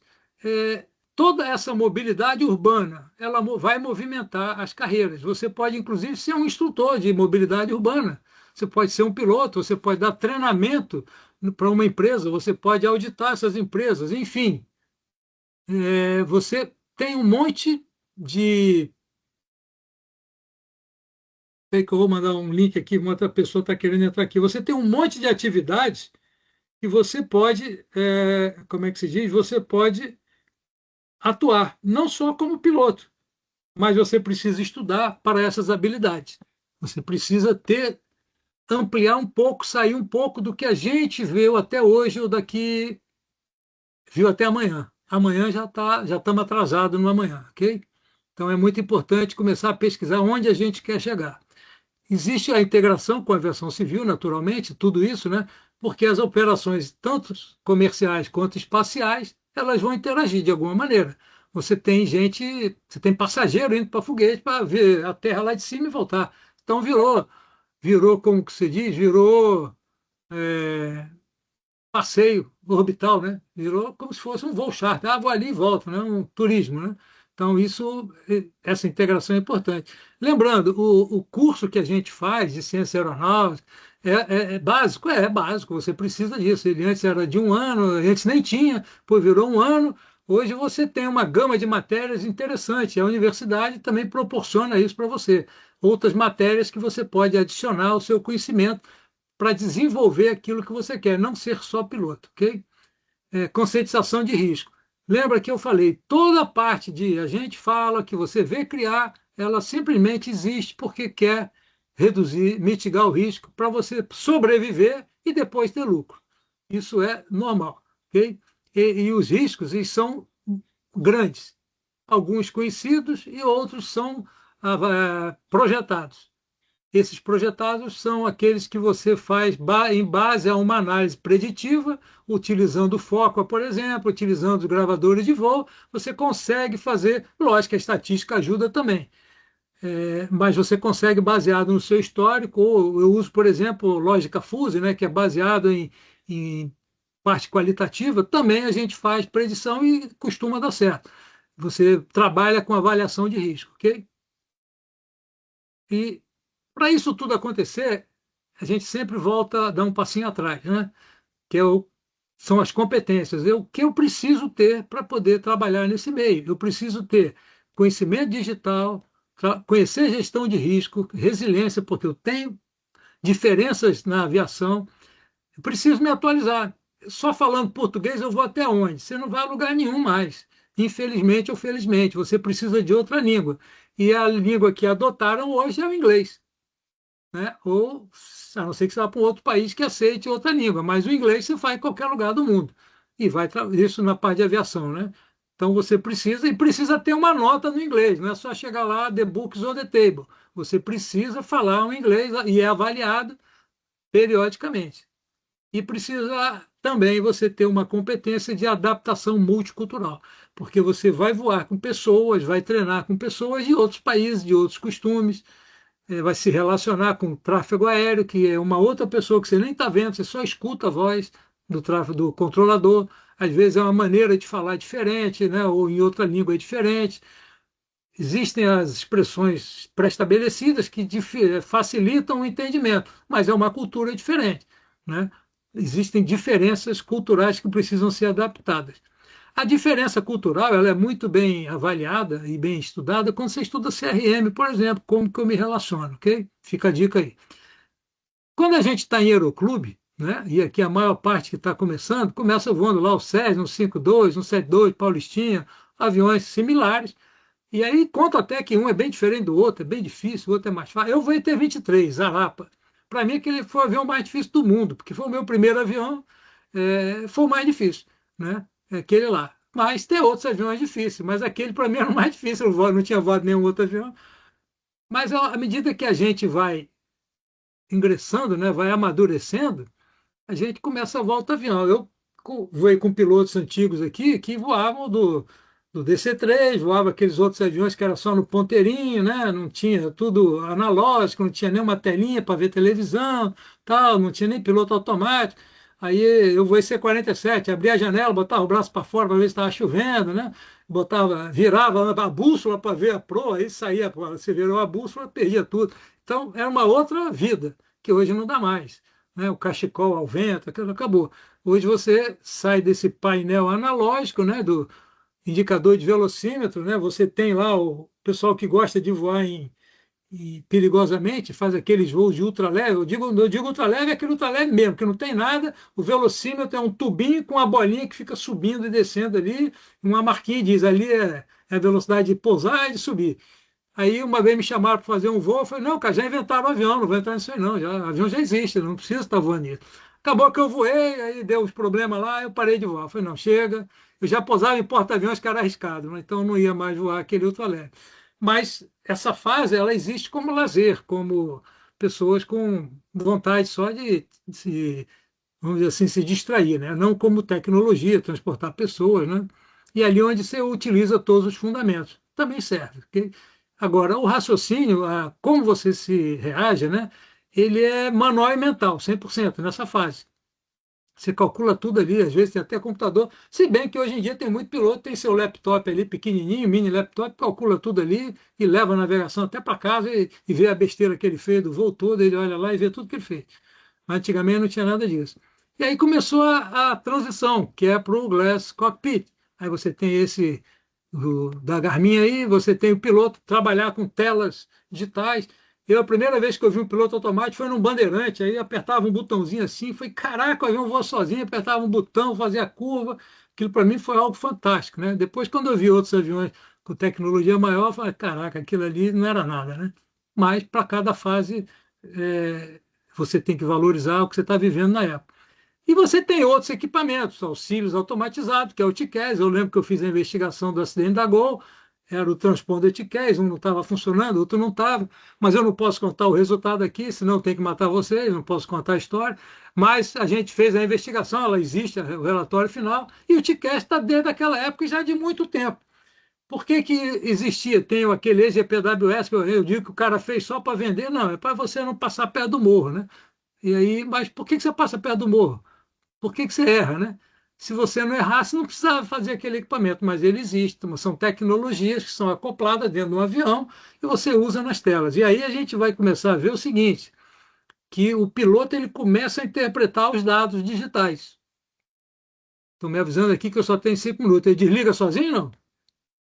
Não, não, é só porque foi Não, programado para 1 hora e meia, fica bem tranquilo. tá, É só um parâmetro, não desliga não. beleza. Mas se correr, eu acabo. Hein? Então, Não, vai tranquilo, vai tranquilo. dentro dessas aeronaves, né, com inteligência artificial, tal, você tem esses aviões, 350, 787, Embraer, e ele vai te dizer o quê? Ele agora já começa a conversar contigo de outra maneira, com a meteorologia preditiva. Ele começa a te ajudar na detecção de turbulência, como? Através de inteligência artificial, otimização de rota, mas é você, no final das contas, que vai decidir. Você passa simplesmente a gerir o sistema com as informações que o avião está te dando naquelas telas. Essa informação provinda da inteligência artificial, que é o grande ponto novo que vocês precisam entender e estudar.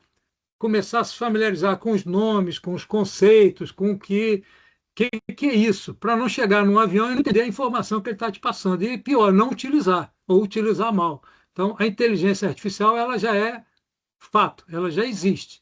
Você tem numa tela do tamanho desse slide aí, desse quadro retângulo aí, desse quadradinho aí, 30, 40 sistemas ali, que você só vai apertando o botão e vai passando ali. Okay? Exemplos reais, você tem a meteorologia, que a inteligência artificial processa dados para te sugerir rota, vai para cá, vai para lá, mas a decisão final é sua, é humana. O tráfego aéreo também, como que ele faz a sequência, mas o controlador lá também define. Ele pode errar, como pode acertar, e você também, numa emergência, você muda toda essa programação, essa sequência. E o desempenho da aeronave, ele sugere para você tirar mais motor, subir, mudar de nível. Tirar não, porque ele tira o motor e dá o motor. Ele mexe no avião para você. Só modificar o nível você pode aceitar ou não. Então, a inteligência artificial já é realidade isso. Aí você vai dizer, o que que eu piloto hoje? Talvez Flight Simulator em casa, alguma coisa assim. Então, a inteligência artificial já faz isso, mas você que decide se aceita ou se não aceita. Okay? E esse Glass Cockpit avançado, que essa imagem bonita que eu arrumei, é por aí mesmo. Parece aquele carro elétrico, né? Que só tem um painel lá na frente, que tem o Waze, mais nada, não tem mais barulho, não tem rádio, só tem aquilo ali, não tem mais nada. Então, é mais ou menos isso que você vai encontrar, cada vez mais digital. E se você não entende o conceito, não conhece as palavras, as expressões, você vai ficar ultrapassado e vai voar só as aeronaves não digitais, ou não com tecnologias embarcadas, ou não vai voar mais mobilidade urbana. E o homem precisa, ou melhor, o piloto ele precisa dominar essa interface. Primeiro, quebrar aquele susto, né? E depois começar a trabalhar. E nesse cockpit avançado, o piloto, né, é onde ele precisa entender que aqueles instrumentos são informações que ele precisa decidir se aceita ou se não aceita e o que ele vai fazer com ela. Se ele não conhece, ele não vai entender. Então, esse é o dever de casa que todo piloto, a partir de hoje, precisa ter. E em tempo real, você tem o quê? Você tem consumo, você tem rota e ele é manutenção preditiva. Você tem aviões que já recebem dizendo: você vai em tal lugar, vai fazer tal manutenção, não faça isso, faça aquilo, você já recebe em voo. Né? E não só o piloto, como a manutenção, quando chegar, já recebe o que aquele avião tem. Né? A pane, a falha, se consertou, se foi bom, se não foi. Então, mais do que apenas voar, o piloto será analista de dados em tempo real. Ah, você vai ficar apertando o botão, decidindo? É isso mesmo, é o que vai acontecer no futuro. Esse é o futuro da gente. Eu peguei essa imagem aqui de uma agenda lá da ANAC, só para ter uma ideia do que eles consideram, né? Eu estava considerando lá atrás. Então, é voar dentro de uma cidade, cerca de 15 a 50 quilômetros, próximo ao aeroporto, 15 a 50 também, e depois voar em cidade entre 50 e 250. É aí que a mobilidade vai voar. Então, você precisa aprender a se movimentar dentro desse espectro aí. Agora, como referências para voar, eu botei referência porque ainda não existem os requisitos, baseado no que eu tenho de experiência, no que eu leio por aí, nas publicações aeronáuticas.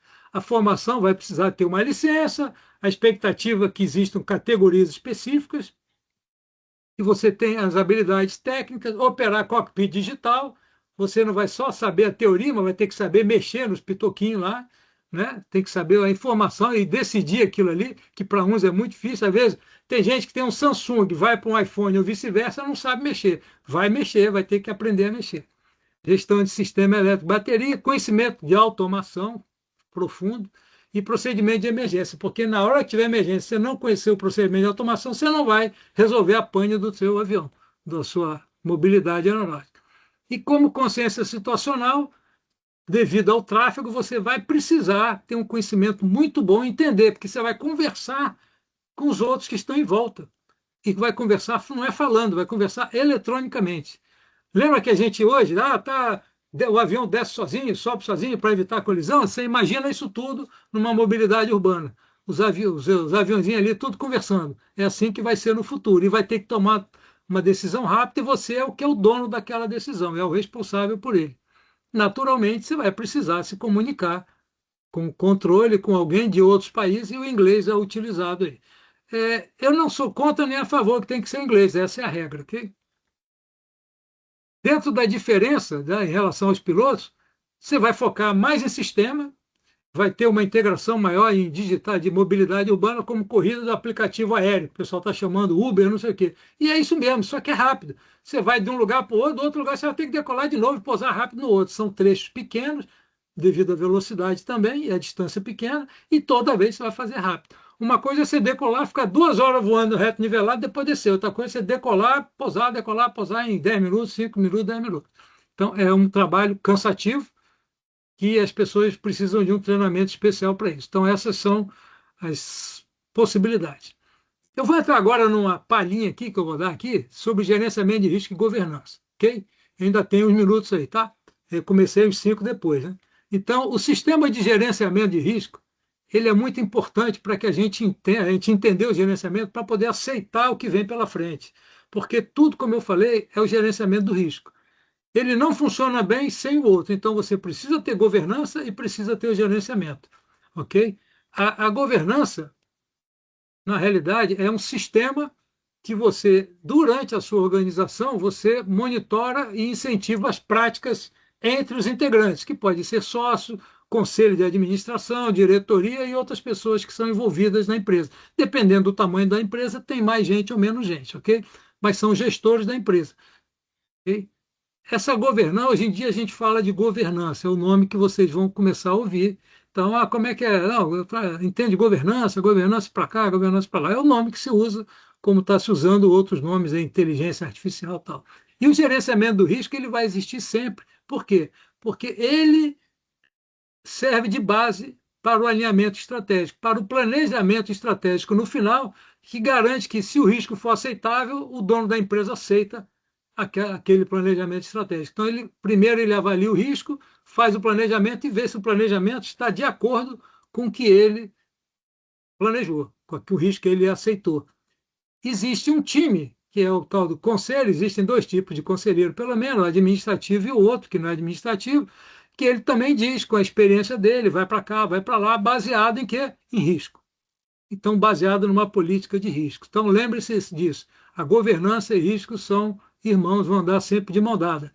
E, para isso, ela precisa entender o quê? Que você tenha transparência. Os relatórios que são produzidos através da governança, em base aos riscos, ele presta conta, é o tal da accountability. É isso que dá o valor final e dizer, eu fiz, mas baseado num estudo, numa ciência. Se você um dia, a sua empresa for para a justiça, você apresenta a avaliação de risco e diz, olha, eu não fiz da minha cabeça, foi baseado num risco, numa avaliação. Okay? Assim como também existem as autoridades aeronáuticas que também te dizem a conformidade que você tem que ter para cumprir os requisitos legais, os requisitos, o RBAC, resolução, IS, toda a documentação que existe no mundo. E a resiliência entra como? Entra na maneira que você conduz isso. Nem todo mundo concorda, nem todo mundo é igual, mas nós precisamos levar a empresa para frente. A empresa para frente é levada por um líder. E o que é o líder? Uma das definições boas é aquele cara que tem uma habilidade de levar todo mundo para aquele lugar e todos ajudarem para chegar no objetivo que ele estabeleceu. Então, a resiliência é importante para que você chegue no final disso.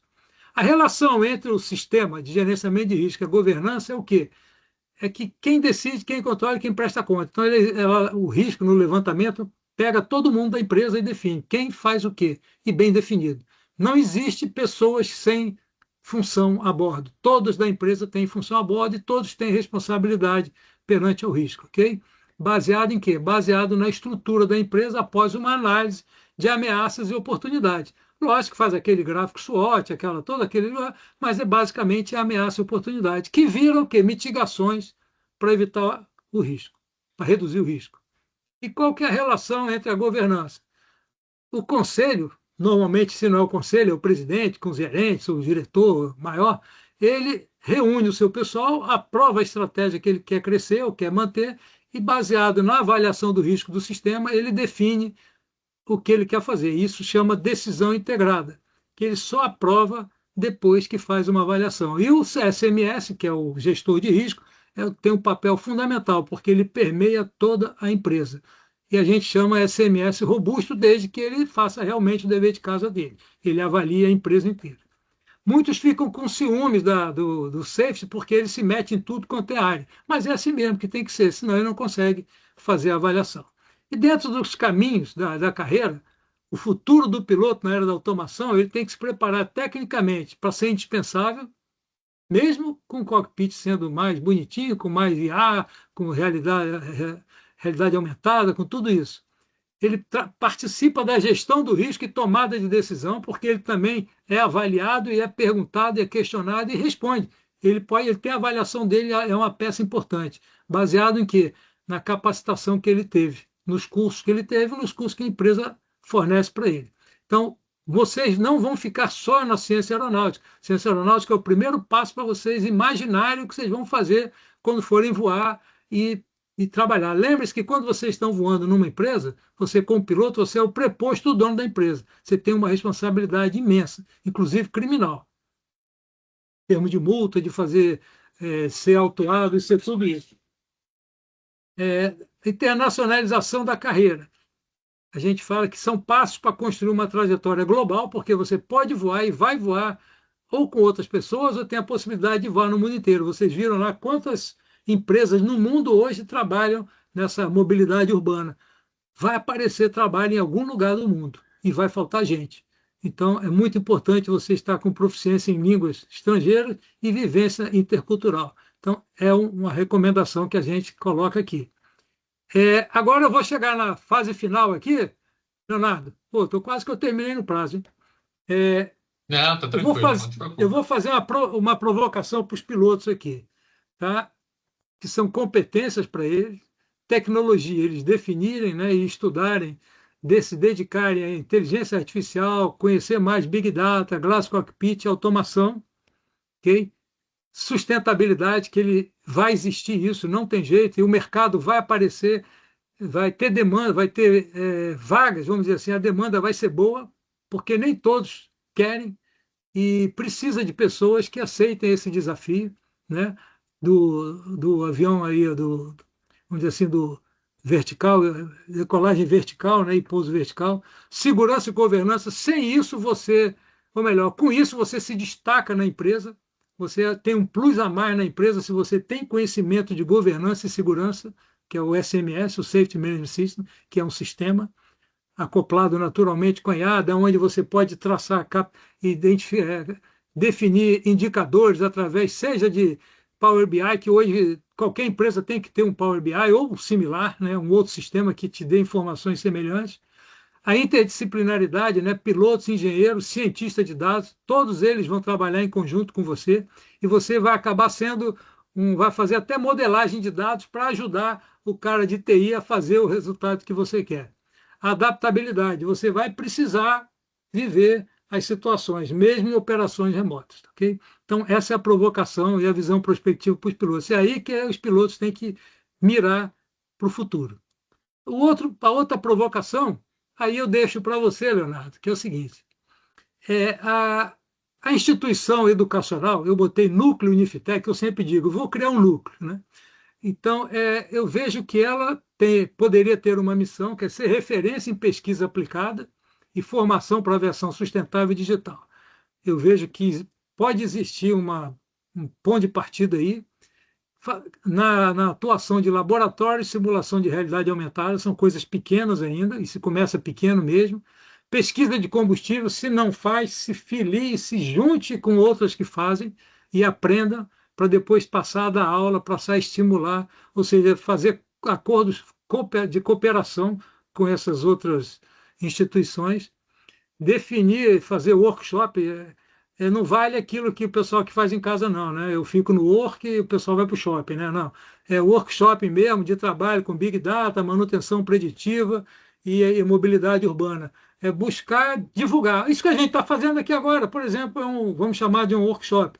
E buscar trazer pessoas, a gente já convidou aí o Marcos Abreu aí para vir falar, você vai trazer alguém também já de outro. Isso é muito importante, esse é um outro ponto da provocação, fazer parcerias, né? Você não tem a verba total, mas tem pessoas que têm, a universidade participa colaborando de uma outra maneira, é uma troca, né? Um exchange de informações, de processos, de produtos, né? Com órgãos reguladores, os órgãos reguladores fazem isso, para eles é bom, porque estimula a prevenção de segurança, tanto nacionais quanto internacionais. A gente tem Flight Safe, tem outras empresas, tem a Alemanha, tem outros países que fazem isso com muita frequência. E o ecossistema de inovação, que mantém a parte lá, o acadêmico mais o mercado.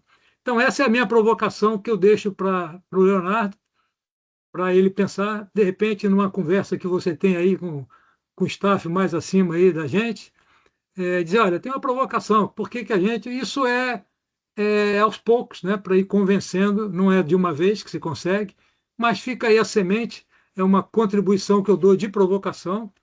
Isso não é uma aula, é uma palestra que a gente faz, desculpa, é uma palestra que a gente faz para estimular o pensamento. Porque para falar aqui o blá não serve, é para estimular o pensamento.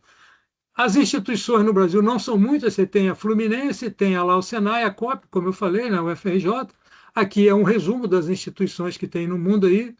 E a conclusão: Já estou chegando no fim. E os próximos passos. A formação de piloto precisa ir além das habilidades técnicas tradicionais. A tradicional, que era até hoje, já não serve mais, já está ultrapassada. A sustentabilidade e inovação tecnológica são competências para 2050. O pensamento tem que ser para lá, para frente. Né? É igual aquilo, a pergunta, quantos anos você tem? Né? Ah, tem 50. Não, 50 você não tem mais, já viveu. Olhar para frente, quanto você vai viver ainda? É assim que a gente conta. O núcleo, né, como no FITEC, é o nome que queira dar, podem preparar estudantes para o mercado para esses desafios. Então, é uma forma de atrair o mercado, os alunos, e modificar o mercado, fazer investimento em conhecimento, em pesquisa e desenvolvimento. Cooperação entre universidades, indústria e órgãos reguladores será essencial. Então, essa é a minha sugestão como conclusão e próximos passos depois da provocação que eu fiz aqui. Como frase final, antes de vocês baterem as palmas, para acabar, mas tem as perguntas, né? O futuro da aviação em 2050 nasce das decisões que tomamos hoje. Esse é o foco com que eu fiz essa apresentação. Não sei se o Leonardo quer falar, eu termino aqui falando mais alguma coisa. Leonardo, antes de eu fechar, está contigo aí, se foi bom, se não foi. Não, foi ótimo, não foi bom, muito bom. Obrigado, obrigado mesmo, Unir. E eu vou aceitar a provocação aí, porque é um tema. Até nós conversamos há 2 semanas atrás, acho que um pouco, assuntos que tangenciavam isso, né? Como tem tanta coisa que a gente quer e pode e tem que abordar, e acho que a gente tem que fazer isso mais vezes, né? De trazer novas perspectivas, misturadas aí com a experiência de todo mundo, com pessoas novas. Agradecer aí o pessoal de fora, eu sei do Ulisses, sei do Abreu, mas eu sei que tem muito mais gente aí que não falou. Obrigado pela presença de vocês aí. E eu queria colocar pelo menos 2 pontos aí, se posso rapidamente, claro, não quero estender, porque eu sei que às vezes o pessoal tem outros compromissos mais tarde. O primeiro é que a minha percepção de que a necessidade de se preparar para uma aviação de 2050 é a mesma necessidade do piloto de DC-3 se preparar para a aviação no 321. Eu acho que a lógica é a mesma, né? Então, acaba que a gente, independente da tecnologia embarcada que a gente vai enfrentar, entre aspas, a divisão possivelmente entre a carreira e aí falo para os alunos, né? Desculpe a mania de professor, né? A diferença entre a facilidade e as oportunidades da carreira vai ser como nós, enquanto aviadores, vamos encarar essas novas tecnologias e estarmos preparados para isso e criarmos a habilidade de aprender. Eu não sei como é que foi contigo, Maneiro, mas toda vez que eu cheguei num lugar novo, alguém não me disse nada, tinha 3.000 páginas para ler, e no outro dia tinha um simulador e eu já cheguei a tomar patada atrás da cadeira, assim, só não tomei tapa na orelha, mas não era quase. E eu não estou nem brincando. Ou seja, na minha experiência, e não sei se a do Murilo foi a mesma, a capacidade de aprender rapidamente, de estudar, de aplicar isso e executar, acaba sendo a grande diferença, possivelmente, entre a resiliência nossa, aliada à capacidade técnica no cockpit, e não estar lá, ou não conseguir passar. Então, e daí me corrige depois, Munir, se eu acho que a transição dos anos 70 para os anos 90, né, que é quando a gente acho que vai se consolidar essa tecnologia que a gente usa hoje, ela vai acontecer de novo agora, né? Entre agora a gente está falando aí de 2000 dos anos 2010, 2020, para uma tecnologia de 50. Mas acho que a lógica de aprendizado é a mesma. E a segunda, e aí eu vou aceitar a provocação agora. Eu tenho alguns conhecidos, colegas de trabalho na University of Coventry, no interior do Reino Unido. E Coventry, eles têm um consórcio com várias universidades, são 3 universidades na Europa, aliado a uma empresa que chama Zero Avia. Não sei se vocês já ouviram falar. E o que eles fizeram, também em linha com a Pipistrel, que tu comentou ali do Velos, né, que é um avião de treinamento, já vou falar do Velos. Eles se deram conta de uma coisa. Ok, a gente não consegue fazer voos longos elétricos hoje, ou híbridos, mas eles estão pensando em elétricos. A gente não tem aeronaves elétricas, com exceção das aeronaves pequenas, a exemplo da Pipistrel voando.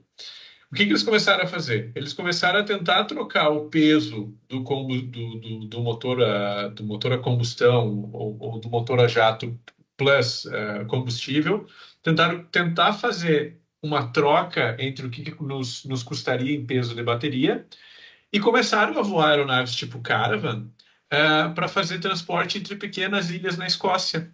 E aí por quê? Porque existem ilhas na Escócia que são abastecidas por voos regulares, que recebem, obviamente, recebem auxílio do governo, mas esses voos duram 15 minutos. E aí tu consegue fazer tranquilamente com uma aeronave elétrica, com uma autonomia um pouquinho, vamos lá, beirando 1 hora e meia, 2 horas, às vezes, de forma segura. E eles já estão operando isso, tá? E aí, por fim, para não me alongar muito, eu acho que, por exemplo, o VLS da Pipistrel é algo fantástico, porque ele custa 10%, ele é uma aeronave de 2 lugares para treinamento. O custo de operação dele é 10% do custo de uma aeronave como um Cessna 152, como um Cessna 152. Imagino que barateia isso para muitos de vocês aí, se não mais da metade, que estão aprendendo a voar agora, estão na escola de voo, né? Então, são iniciativas que estão acontecendo hoje. Já existem escolas que estão com VLs homologado, voando.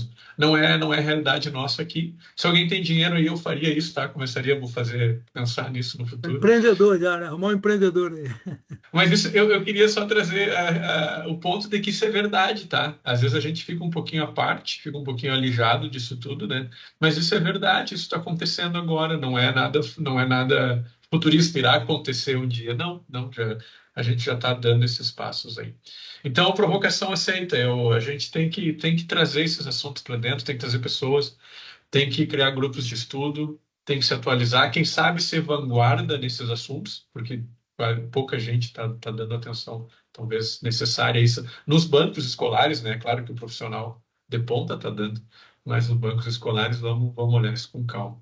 A minha parte, Munir, muitíssimo obrigado, foi fantástico. Eu aprendi demais hoje e espero tê-lo aqui mais vezes para a gente fazer esses bate-papos aí.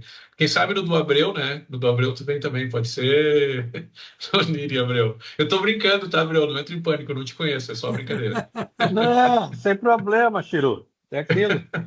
Pode ficar tranquilo que eu sou professor também. Não, É tá brincadeira. indicado. Desculpa a provocação. É só Não, sem problema. Tá Precisando em aí, casa. a gente está disponível, né? Tá em Principalmente casa. nessa área de projetos aplicados. legal. Pode chamar aí o Abreu que está. Estamos em casa. Botar o Tafoguense é outra coisa. Bom, eu queria, já mostrei aí o obrigado, né? Primeiro agradecer ao Leonardo aí a oportunidade, né? A provocação que ele fez comigo, né? De preparar algo que fosse agradável e que eu também pudesse, com a experiência, passar, né? Muito obrigado mais uma vez para vocês todos que estiveram aqui, dedicando o seu tempo, que eu sei que é valioso, me ouvindo, né? Se vocês conseguirem aí captar 5% do que eu falei, eu já estou muito satisfeito. Se conseguirem mais ainda, melhor ainda, tá? Muito obrigado aí para vocês, por vocês estarem aqui. Alguns eu já conheço, outros são novos. E para o pessoal externo da faculdade. É muito importante foi muito importante ter vocês aqui, ter tido vocês aqui, porque esse é o meu ambiente hoje, né? Onde eu vivo, né? Com a aula, e é um ambiente super inteligente e agradável, onde as pessoas entram, saem e saem melhor do que entraram. E o meu papel aqui é fazer com que todos que entraram saiam melhor do que entraram. Então, agradeço muito a oportunidade. Foi uma honra para mim. Muito obrigado. Eu vou pedir só duas coisinhas para todo mundo ainda. Deixa eu fechar aqui. Eu vou parar a gravação agora e depois eu vou pedir se quem se sentir confortável ligar as câmeras aí para a gente fazer um print aqui da tela para a gente mandar lá para a universidade para a gente compartilhar isso com todo mundo lá. Então eu vou primeiro parar a gravação aqui. Quem se sentir confortável, liga até.